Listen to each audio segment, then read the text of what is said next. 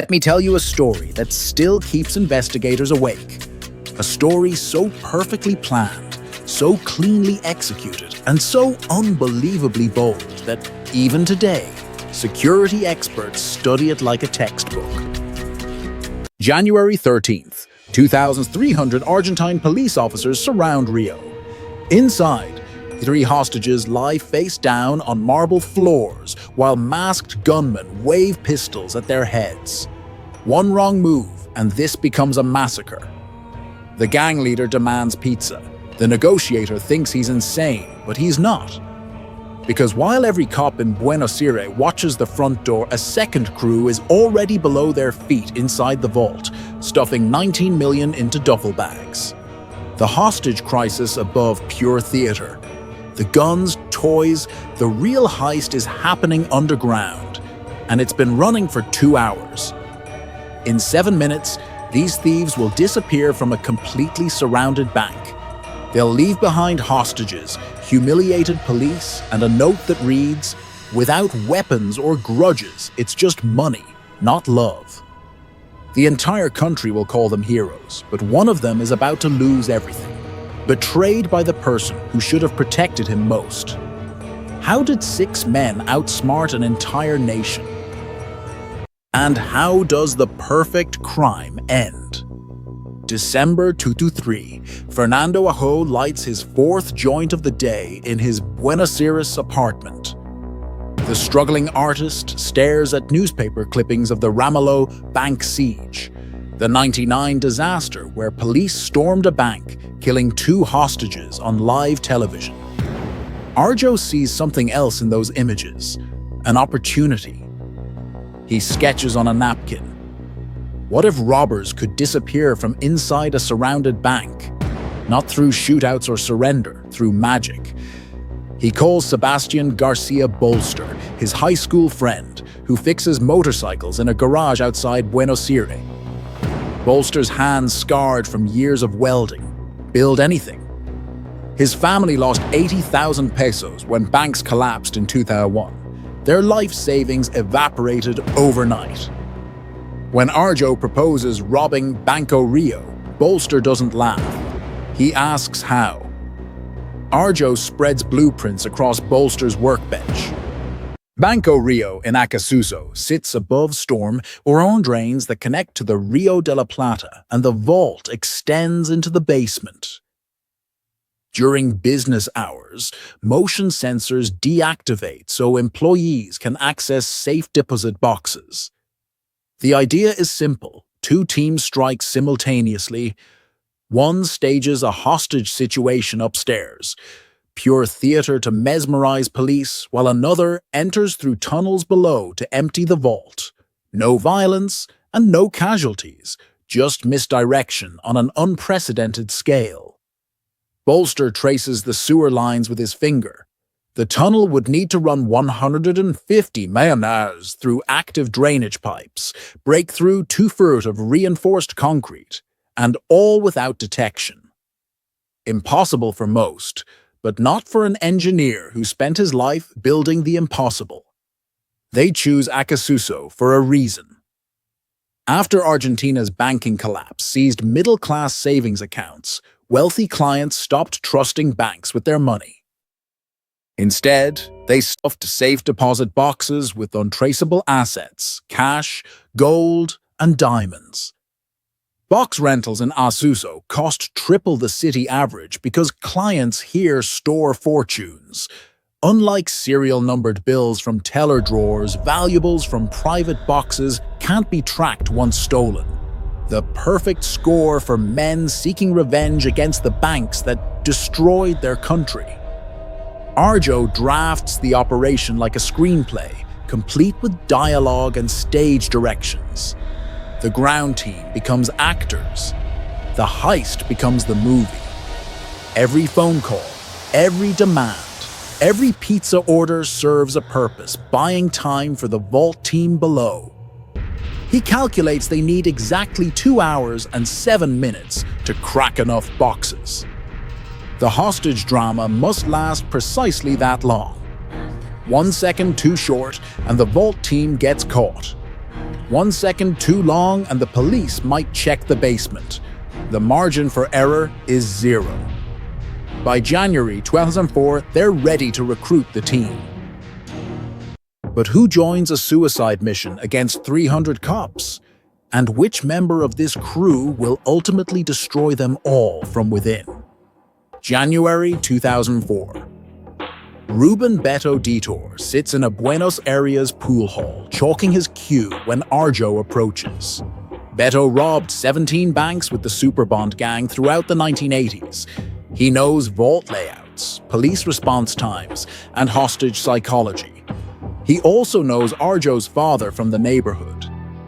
When Arjo mentions the Banco Rio plan, Beto doesn't flinch. He asks 3 questions. How much? How many guns? And how many men?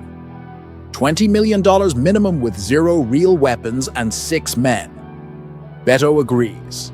On one condition, he brings his own partner. Luis Mario Vite, nicknamed the Uruguayan, enters the conspiracy through Beto. Former military trained in combat tactics, Vite specializes in intimidation without violence. He once held 43 hostages for 6 hours using only psychological pressure, never fired a shot. His presence alone makes people comply. Vite studies Arjo's script, noting each tactical weakness. The fake guns need weight to look real. The hostages must believe the threat without experiencing harm. Every actor needs a specific dialogue to maintain the character. Vite rewrites sections with military precision. Through underground contacts, they recruit Alberto Doc Soles, another Superbond veteran who spent 8 years in prison perfecting the art of patient planning. Doc insists on surveillance. For 3 months, he photographs every angle of Banco Rio. Employee shift changes at 8:47 a.m. Armored truck arrivals at 2:15 p.m. The manager takes smoke breaks at 10:30 a.m. Behind the building, Doc creates a minute-by-minute timeline of the bank's rhythms. He discovers the golden window, Friday afternoons between 12:30 and 3:30 a.m., when wealthy clients visit their boxes before weekend trips and vault security relaxes. Julian Zalo Cavaria joins as the getaway driver, the only member who won't enter the bank. A former racing mechanic, he modified engines for illegal street races until a crash ended his career. Zalo Cavaria scouts 17 escape routes from storm drain exits. He times police response from every precinct, 13 minutes from Acasuso Station and 18 minutes from Santa Cedro. He'll wait at a manhole cover 3 blocks away, engine running, ready to extract the tunnel team. One delay, one wrong turn, and everyone gets caught. Bolster, now nicknamed the Engineer, begins his reconnaissance underground. He enters storm drains at 2 a.m., wearing a wetsuit and headlamp. The tunnel's reek of sewage and methane. Rats scatter from his light. He measures distances with laser precision. The main drainage pipe runs directly beneath Bank Rio's vault, separated by 24 in of reinforced concrete. He'll need specialized equipment, a pneumatic hammer that operates silently underwater, industrial-grade water pumps, and reinforced lumber to prevent collapse. The shopping list totals 50,000 pesos, around $5,000. They'll fund it by robbing a smaller bank first, which they do in 2004. By December 2005, the crew is complete. 6 men united by different motivations: revenge, money, adrenaline, but bound by Arjo's singular vision. They rehearse in an abandoned warehouse, running through every scenario. What if police storm early? What if a hostage has a heart attack? What if the tunnel floods? They drill responses until reaction becomes instinct. Arjo makes them memorize their lines like Shakespearean actors. This isn't just a heist. It's a performance that will play on every television in Argentina. But can Bolster actually break through 2 feet of concrete without triggering alarms? And which team member will betray every single one of them? September 2005, Bolster descends into Buenos Aires' storm drains, carrying a waterproof bag of power tools. The tunnel stretches ahead, a concrete artery pumping sewage toward the Rio de la Plata. He's mapped this route 41 times. Tonight, he begins cutting. The pneumatic hammer bites into concrete beneath Banco Rio. Each strike sends vibrations through pipes that could alert anyone above. He works in 10-second bursts, listening for footsteps, alarms, anything. 4 hours later, he's penetrated 6 in. At this rate, breaking through will take 15 nights. October brings complications. Heavy rains flood the tunnels, forcing Bolster to install pumps that run on car batteries. He builds wooden supports to prevent cave-ins, hauling lumber through sewage in complete darkness. One night, methane levels spike so high his detector screams, "Warnings!" He retreats and returns with an oxygen tank. Another night, he encounters a homeless man living in the tunnels who runs at the sight of Bolster's headlamp. The next morning, Bolster scans newspapers for reports of suspicious activity. Nothing, so he continues. Above ground, the crew conducts surveillance with scientific precision. Vite poses as a customer, opening a checking account to study the interior layout. He memorizes camera angles, 13 total, with blind spots near the basement stairs. Doc photographs employees, learning their names, their habits, and their weaknesses. Manager Diego Manzoni arrives earliest, leaves late, and carries the vault keys on a chain. Guard Carlos Perez, 58 years old, 2 years from retirement, never draws his weapon during monthly drills. They build psychological profiles of every person who will be inside. On January 13th, Iho scripts dialogue with obsessive detail. Walter, played by Vite, will demand pizza at exactly 2:47 p.m., confusing negotiators who expect requests for helicopters or millions in cash. The absurdity serves a purpose. Pizza delivery requires approval from multiple commanders, buying precious minutes. Bet will release one hostage every 20 minutes, maintaining police hope for peaceful resolution. Doc will fire blanks at the ceiling at calculated intervals, just enough to prevent police from storming, but not enough to trigger assault. Every word and every gesture choreographed to control police psychology. December 20th, 2005, Bolster breaks through the final inch of concrete. His headlamp illuminates the vault floor above. Smooth tiles he's seen only in blueprints. He's created a hole just wide enough for a man to squeeze through. He photographs the opening, seals it with quick, dry cement that he can break in seconds on the day. The tunnel is ready. 5 days before Christmas, the crew meets for final rehearsal. They run the entire operation in real time. 2 hours, 7 minutes from entry to escape. Zelikavaria practices the extraction route until he can drive it blindfolded. January 11th, 2006, 48 hours before execution, Arjo distributes replica weapons, plastic Berettas weighted with lead to feel authentic.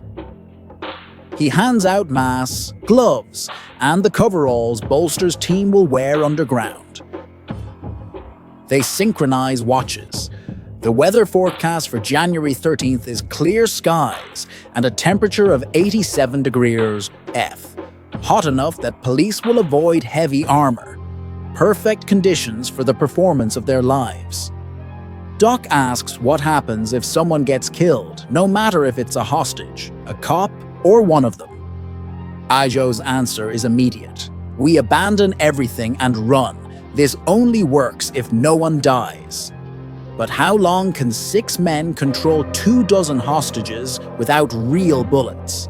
And what happens when one of their own wives discovers their secret? January 13th. 2006, 12:28 p.m., Bolster enters the storm drain wearing coveralls and carrying an underwater sledgehammer. Behind him, Beto and Doc wade through knee-deep sewage. They reach the sealed entrance beneath Bank of Rio. Bolster strikes once. The cement plug crumbles. They're inside the vault. Above them, 23 customers and employees conduct normal Friday business, unaware that 3 men just materialized below their feet.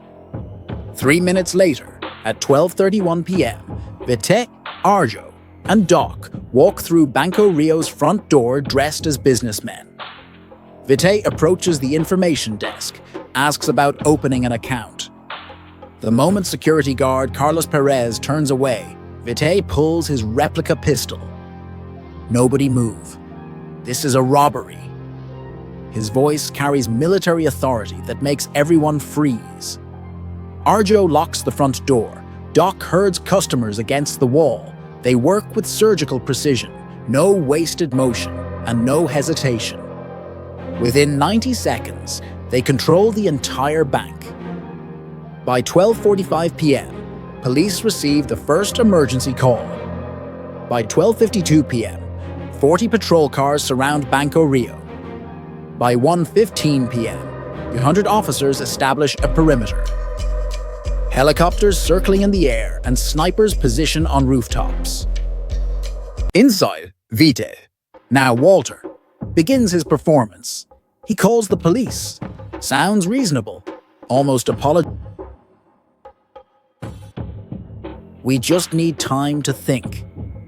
He releases bank teller. Marcela Fernandez to show good faith. She emerges crying. Tells police the robbers seem nervous but not violent. Negotiators interpret this as weakness, but they're wrong. 1:30 p.m. In the vault below, Bolster's pneumatic ram destroys safe deposit boxes in seconds. Box 73 explodes in a shower of euros. Box 91 contains gold coins dated 1892. Box 156 holds bearer bonds worth $2 million. They work systematically. Left wall, back wall, and right wall. Some boxes contain family photos, love letters, deceased relatives, ashes. These they leave untouched. Others burst with cash so dense it seems fake. One box holds nothing but cut emeralds that scatter across the floor like green stars. They stuff everything into waterproof duffel bags. At 2:47 p.m., Walter makes his pizza demand. The negotiator actually laughs. "You want pizza now?" Walter insists. 30 boxes, assorted toppings, enough for hostages and robbers. The request travels up the chain of command. The commissioner laughs and the chief laughs. Everyone laughs at these amateurs demanding food during a siege. They approve the order. At 3:05 p.m., delivery drivers approach under police escort. The smell of oregano and cheese fills the bank. Hostages eat nervously. One woman later describes it as the most surreal meal of my life. Police psychologists interpret the feast as a positive sign. The robbers are humanizing their captives. 3:27 p.m. Bolster's team has cracked 143 boxes. The duffel bags bulge with approximately 19 million in mixed currencies, gold and jewels. Bolster checks his watch. Time to go. He tapes their message to the wall. In a neighborhood of rich people without weapons or grudges, it's just money, not love. They lower themselves back through the hole into the drainage tunnel above. Vitet tells the final lie. "We're coming out. 5 minutes." He hangs up. 3:32 p.m. The tunnel team loads bags onto an inflatable raft, paddling through sewage in total darkness. 3 blocks away, Zoe Chever waits at manhole cover 47B. One by one, they emerge soaked, stinking, victorious. They pile into his van. At 3:33 p.m., while police still surround Bank of Rio, The real robbers are already gone. The van disappears into traffic. Inside the bank, Vet leads hostages to the basement conference room. Stay here. Don't move for 10 minutes. He locks them inside, places toy guns by the door, and the upstairs crew vanishes down the hole. How long before police realize the bank is empty? And which robber's marriage is about to explode, taking everyone down with it? 7:45 p.m. 4 hours later, SWAT teams storm Banco Rio. Flash grenades explode. Officers sweep rooms shouting clear. They find 23 hostages locked in the basement conference room, traumatized but unharmed. They find toy guns arranged in a neat row. They find pizza boxes, some still warm. They find no robbers. Commander Miguel Clio radios headquarters. The subjects have vanished. There is silence on all channels. Then someone asks, "What do you mean by vanished?" 8:15 p.m. Detectives enter the vault. Safe deposit boxes hang open like mouths screaming. The floor glitters with scattered pearls and torn velvet. A detective kicks aside gold certificate papers worthless without their bearer bonds. Then he sees the hole, a perfect circle leading into darkness. He aims his flashlight down. The beam disappears into storm drains that stretch for miles beneath Buenos Aires. The note on the wall mocks them. Without weapons or grudges, it's just money, not love. One detective whispers what everyone's thinking. They played us within hours. The story dominates every screen in Argentina. News anchors struggle between outrage and amazement. Banco Rio robbers disappear like ghosts. The heist of the century. Police fooled by pizza and toy guns. Talk show hosts debate whether to condemn or applaud. Callers flood radio stations. Most support the thieves. They rob the rich without killing anyone, says one caller. They're heroes. After banks stole billions during the 2001 collapse, many Argentines view this as poetic justice. International media descends on Buenos Aires. BBC calls it brilliantly audacious. CNN interviews hostages who describe their captors as polite, even entertaining. Maria Cristina, the manager dragged to the window, reveals Walter apologized while using her as a prop. He said, "I'm sorry, Senora, but the police need to see this." The toy guns become instant symbols. Photographs show forensics teams bagging children's pistols as evidence. One newspaper runs the headline, "They robbed us with toys." Police launch Argentina's largest manhunt. Forensic teams vacuum every inch of Banco Rio. They find bleach poured everywhere, destroying DNA evidence. They find hair clumps that trace to various beauty salons. False clues planted to waste time. The abandoned van contains nothing. The tunnel offers no fingerprints. Detectives interview 300 witnesses, analyze 10,000 hours of footage, and chase 1,400 leads. Every trail ends nowhere. The robbers seem to have genuinely vanished. By February 2000, the investigation stalls. There are no suspects, no arrests, and no progress. The Interior Minister promises results soon. The Justice Minister demands immediate action, but the public laughs at both. Graffiti appears across Buenos Aires. Banco Rio 6, Police 0. T-shirts with toy guns sell out. A cumbia song about the heist tops local charts. The robbers have become folk legends. But in a modest house in Buenos Aires province, Alicia Dulio watches her husband Beto count stacks of $100 bills. She knows where that money came from, and she's about to make a decision that will destroy everything. What drives a wife to betray the father of her child? And how much of the $19 million will police actually recover? February 15th, 2006. Alicia Dulio finds $73,000 hidden inside her bedroom wall. Her husband, Bato, tore open the plaster while she was visiting her mother, stuffed cash behind insulation, and sealed it with fresh drywall. She only discovered it because paint doesn't match. This is the third time she's found money. First under floorboards, then inside the water heater, now the walls. Her house has become a vault. She knows about the Banco Rio heist. Everyone does. She knows Bato was involved. What she doesn't know is that he's planning to leave her. Bet tells friends he's moving to Paraguay with his girlfriend, a 23-year-old named Claudia he met at a nightclub. Alicia discovers the affair through text messages. She confronts him, but he denies everything, then admits everything, then promises to end it. 3 days later, she follows him to Claudia's apartment. When she pounds on the door, screaming, neighbors call police. Officers arrive to find Alicia Dulio crying in the hallway, shouting about stolen money in Bank Rio. They take notes, and one detective recognizes the significance. 5 days later, Alicia walks into federal police headquarters. She provides names, her husband, Bato, his friend Vitet, and someone called Doc. She describes planning meetings in her kitchen while she served coffee. She overheard tunnel discussions, gun rehearsals, and pizza strategies. She knows they use toy weapons because Bato laughed about it for hours afterward.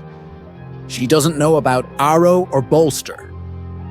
Bet kept her partially ignorant for her own protection, but she knows enough. Detectives promise protection for her and her 7-year-old son. In exchange, she gives them everything. March 7th, 2006, pre-dawn raids strike simultaneously across Buenos Aires. Police smash through Beto's door at 4:47 a.m. They find him sleeping beside $970,000 in cash. He doesn't resist. At 4:48 a.m., they arrest Vet at his mother's house. At 4:51 a.m., Doc surrenders peacefully at his apartment. Within hours, subsequent raids capture Arjo, Bolster, and Zalo Chavarria.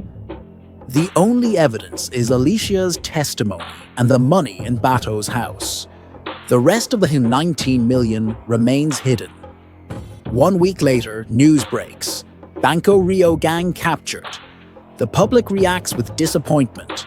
Polls show 68% of Argentines wanted them to remain free. Lawyers volunteer to defend them pro no. Crowds gather outside the courthouse chanting support. Even hostages express sympathy. Several refuse to testify, saying they were treated well. The prosecutor faces an unusual problem: jury sympathy.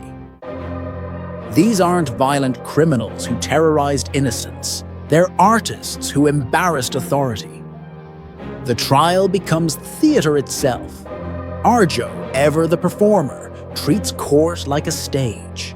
He explains the heist as a work of art against financial oppression.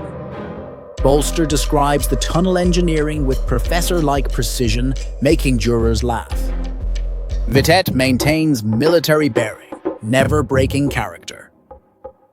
They don't deny guilt, they deny shame. When asked about the missing millions, Arjo smiles. What money? We took toy guns to a bank.